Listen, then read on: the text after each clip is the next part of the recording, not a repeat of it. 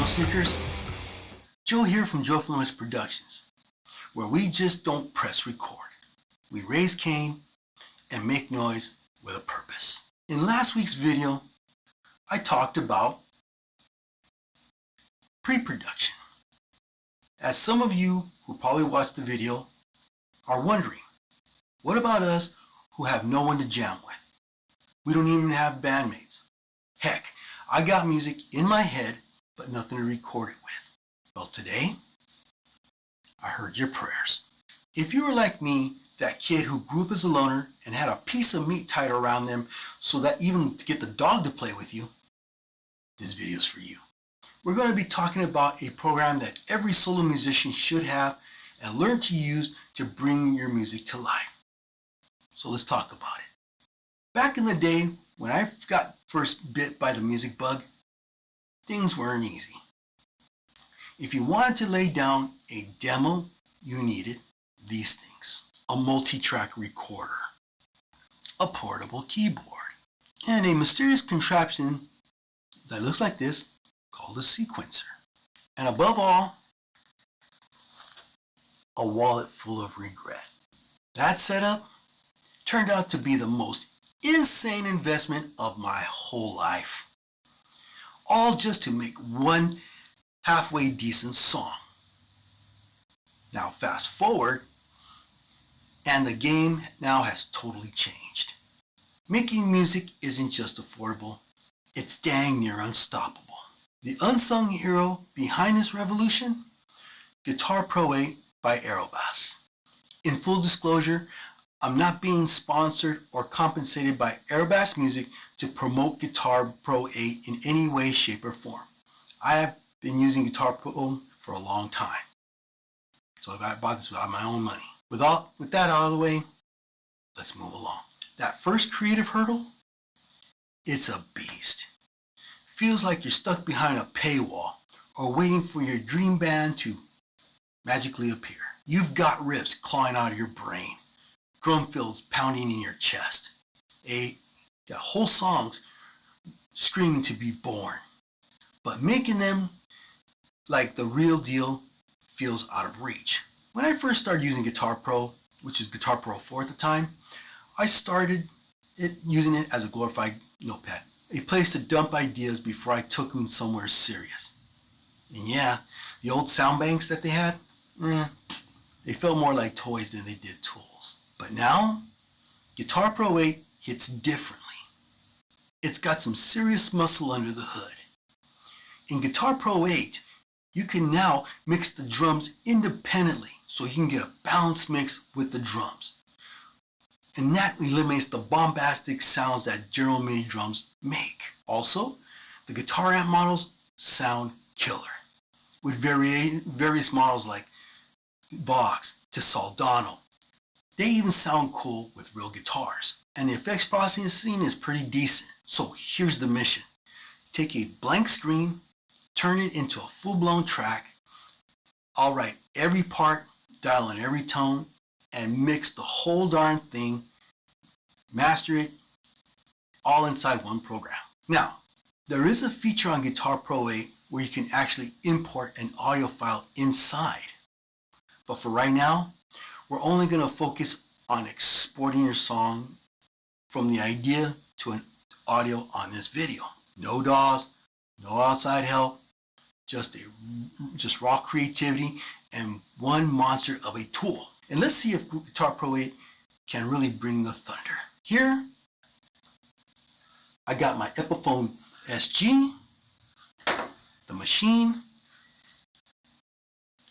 and now let's make some noise. Now, as you probably already see here on the video, I already got GuitarPro 8 pulled up. So what we're going to do is we're going to open a new file.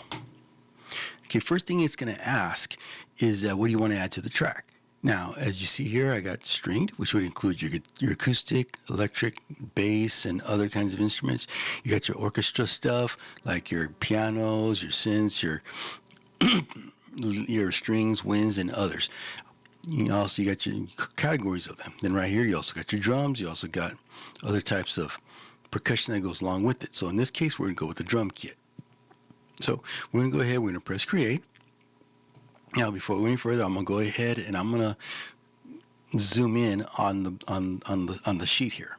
Now, this little plus button, when you press on it, it's going to add another track. So in this case, I'm going to add the guitar. So add electric distortion guitar. So we're going to go ahead and we're going to put that up there as well. Okay, and also lastly, what I'm going to do is I'm going to add the bass. So here we go. Okay, electric bass. Boom. Okay, we're going to go with 4 strings right now. So when it comes to building this, you want to kind of get an idea of what you're looking at. Now, as I mentioned, when it comes to guitar, you want to kind of, in order to get the guitar sound to come out, you want to click on the distortion guitar track. And right here, where can you see where it says line in, or that little plug, press that, and it's going to say audio feedback. Now, just to kind of make some clarity here, my interface has my computer has what they call an ASIO. So normally this wouldn't exist. So you see right here, recommended to use an ASIO driver, which I do have, but because of the way my screen capture system works, it doesn't allow that. So we're going to go ahead and we're going to go for it anyway. So right here where it says off, you're going to click this right here. And as you hear, you got your guitar. So, okay, now what we can do here at this point, we can go to the track, and we'll, even though I'm going to create a second track for this, but you're going to see that right here is my distortion track. So we're going to go right over here, okay, where it says, okay, you have supposedly your Les Paul sound, which has in the bridge pickup, which is a mono. Okay, you got your tube screamer. So I click it right here. Then you got your Marshall stack right here. And you got your EQ. But if you know how to do your guitar tone right, you don't need that. So we'll just go ahead and we'll just delete it. So let's just go delete effect. Okay. But I'm going to turn this off for now. So that way we can kind of be able to kind of get our tone the way we want it. Okay, so.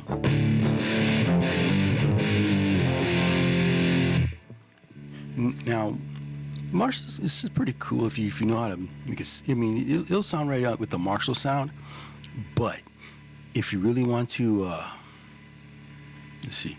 Okay, let's press right here. Okay, so you got to press it right here. Now, where it says guitar amp, you're going to see it has right here. That's your Vox. Right here is your Fender Twin. This is your Tweed. Here's the 5150. So if you want to see this, what it looks like, just like that. Okay, so we're gonna go that here. So now also you got, this is your vintage, which is your old British stack, the typical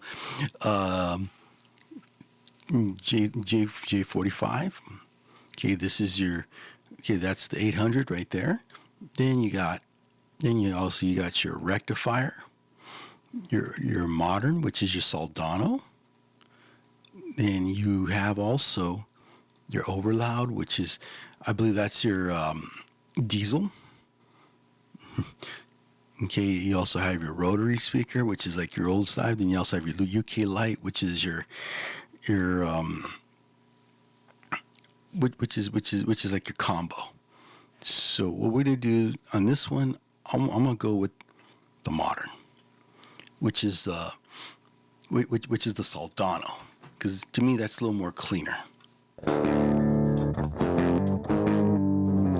Now it does have some latency, so it's not gonna so when I put the drums to it, it's not gonna sound out the way I want it to. So but right now we're just gonna develop the sound that we need. So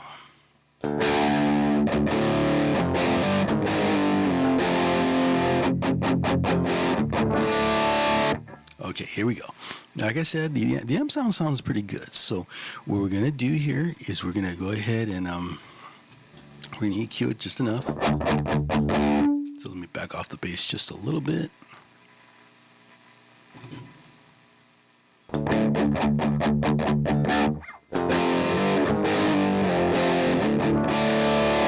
Okay, there we go. See? You already got a good, nice crunch tone. Now we're going to go with the tube screamer. So obviously we're going to put the drive all the way down, level all the way up, and we put this right in the middle so it just tightens up the bass just a bit. So.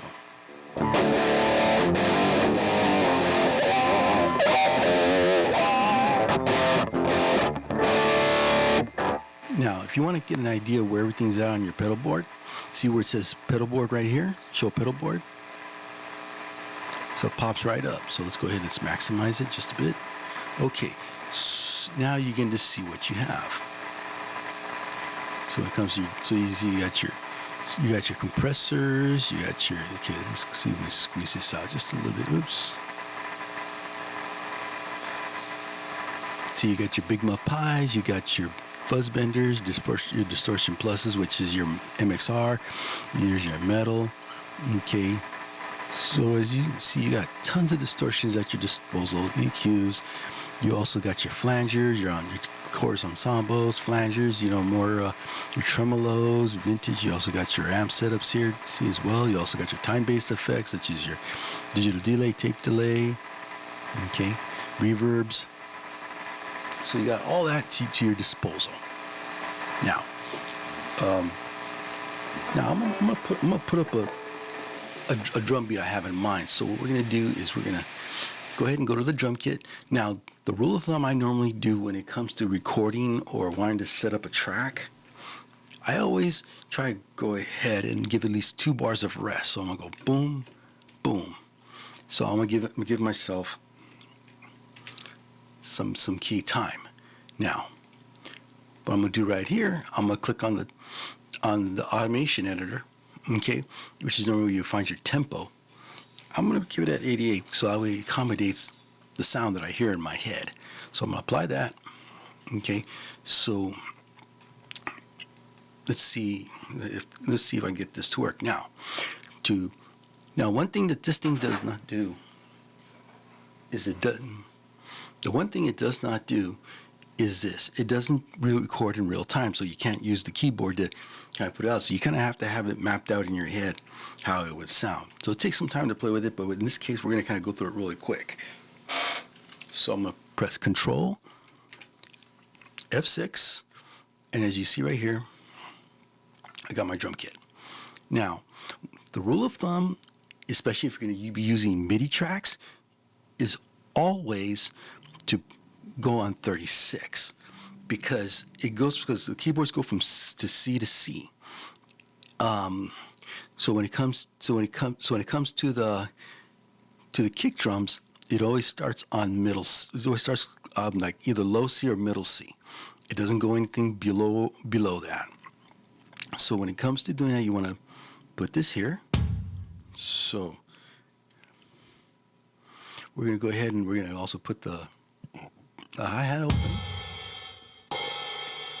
Okay, then we're going to go hi-hat snare. But also we're going to do this.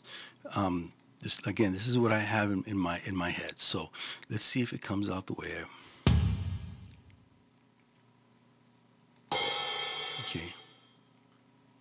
Okay, then we're going to go back to the quarter and half note. Okay, oops. Okay, oops.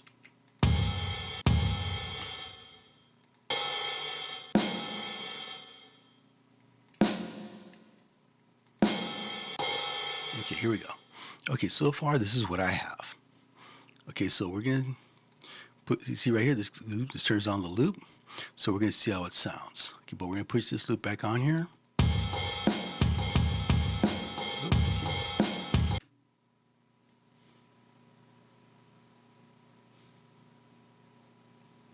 Okay, let me see. Okay, let me see about this right here, maybe. Boop. Okay, so you see you can edit with these.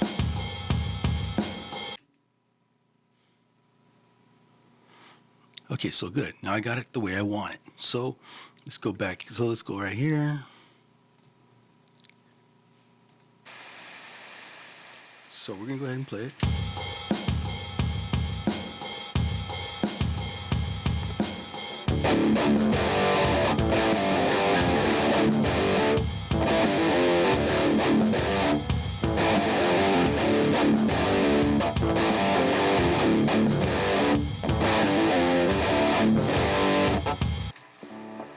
yeah, like I said, the latency is not helping out on this because, again, the way I'm recording all this, so you guys can hear what it would sound like. But once I start putting in the littler stuff, you're gonna be like, oh, okay, sweet, I get it. I get where he's going with it. So so we're gonna go ahead. I'm gonna get started and fill out the rest of the song. So I'm gonna kind of play certain things here and there, you know, so that we kind of get an idea of how a full song would sound like. 346 minutes later. All right, you ready for the big reveal? This is what it's gonna sound like once you put it together. So let me go ahead and put the guitar track on, get my pick and get ready to go. So.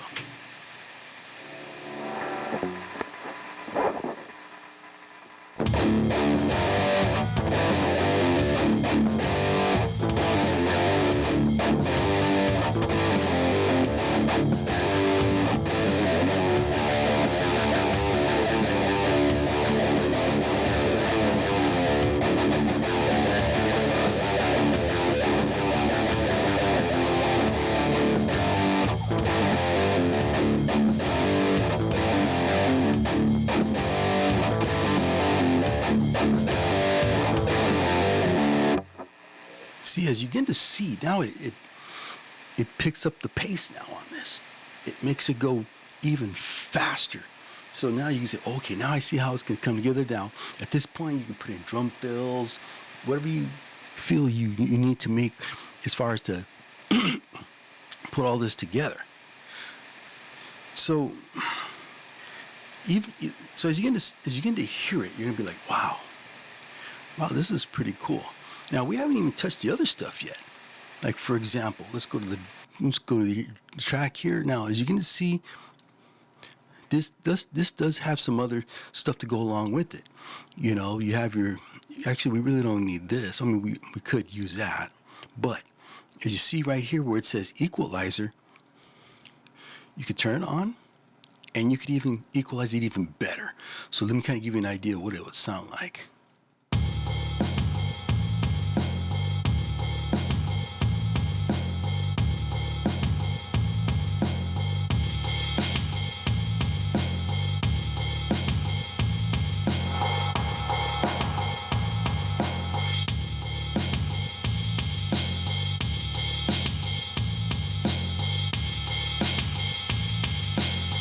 So as you can hear it, it cleans up nice and beautifully.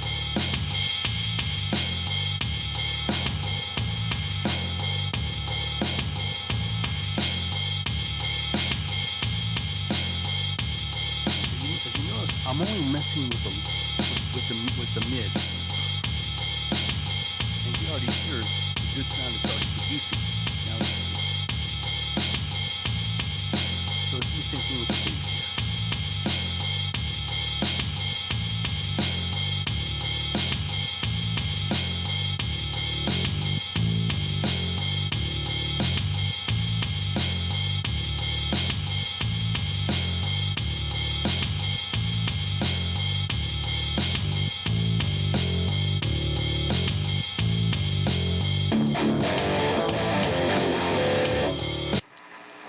So now you got your song. Now let's just say we want to export the track now. Okay, so we go to File. Now where it says Export, we could go Audio. Okay, so let's just say we want to go Wave. Okay, you see, it'll tell you export a section only. In other words, you want just a certain part, like maybe you want from 1 to 2 or 3 to 4, 3 to 6. It all depends. Now, also right here, this switch right here, this is if you're going to be putting this audio into another DAW, you want to make sure you put it right here, create a file for each track. So that way, when it comes out, you'll have your separate bass and you'll have your separate drums. Okay, you know, you really don't need the count in. Now, normalization, it does kind of help with with keeping the volume up. So you want to keep it at 0. You press export. You make sure you put it in a file. So just let me show you. So it'll tell you what file to put it in. You open up that file, you save those waves in that file, and it'll come out. Now, what I'm going to do real quick is I'm going to go ahead and I'm going to put in the guitar part. Okay, so just hang right in. We'll be right back. Eventually. Okay, now you see I don't have my guitar on me. So what we're going to do is we're going to go ahead and we're going to solo the guitar part. And this is what it's going to sound like. Oops.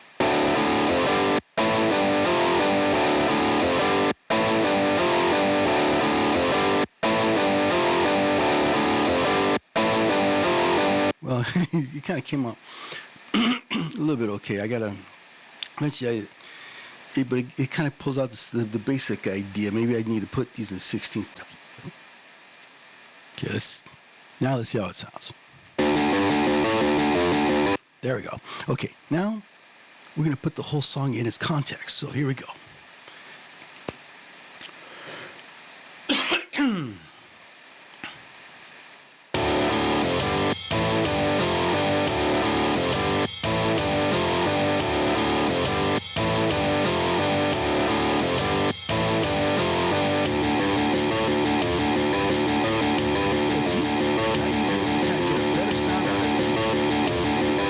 So now you hear the whole effect of what it would sound like and what you can be able to do and create with this.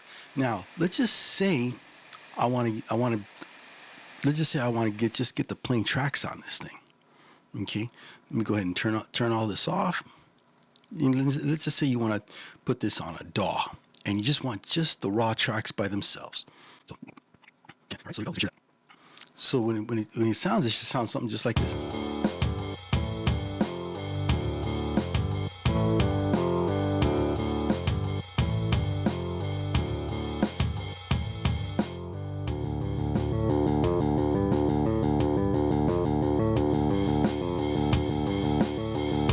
Okay, so with the bass, we may need to kind of give it some volume. So let's open it up. Okay, oops, no, that's not what I wanted. There we go. Okay, so what we're going to do is we're going to keep this off. We're going to put it in default. Okay, we're going to put it on, and we're going to give the bass a little bit of a sound. So it's going to sound just...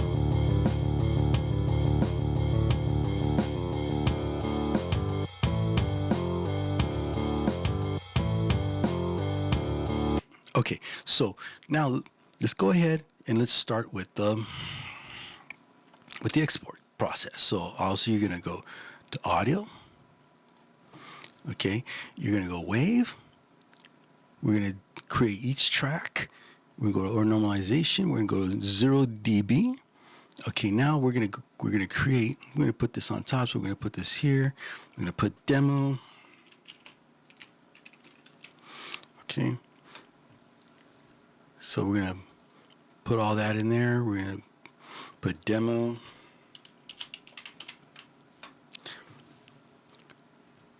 So now you see as it pops up, you got all your kits here.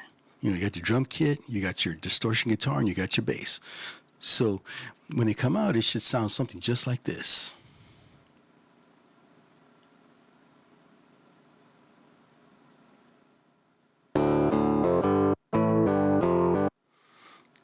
Okay, so now, I'll see same thing with your bass, and same thing with the drum set. Everything should sound nice and dry.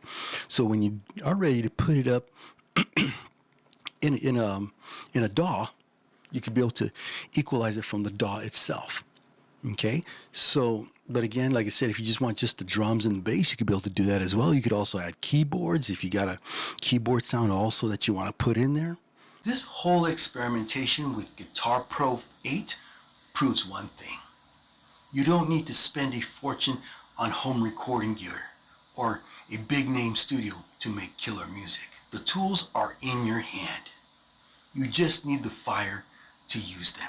GuitarPro 8 brings everything together. Notation, tone shaping, editing muscle, and export power.